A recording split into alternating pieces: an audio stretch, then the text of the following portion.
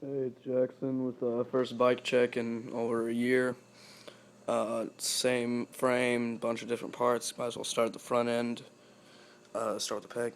Stolen Thermalite plastic peg in red with the G Sport gland hub guard, stock wheel with the Alienation Deviant rim, crown valve cap, Colt D-Hart tire and tan wall. Really nice tire. Stock forks. The frame is the Premium Duo 2010. With the Hoffman top load stem, stolen Deviant bars with the van sticker, Shadow 13 grips with the Alienation plug bar ends. The seat is a Shadow Crow pivotal with a stock seat post. Nitrous 3-piece cranks with the stolen Thermalite pedals, really nice. Shadow Corvus bottom bracket with back peg is the Shadow Little Ones peg.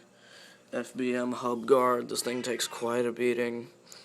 Shadow 14 gauge spokes and Alienation PBR rim with a Demolition Machete tan wall back tire. And the head says just stock one. The sprocket is a stolen class ring in gold. KMC cool light chain and a Demolition Rogue cassette hub.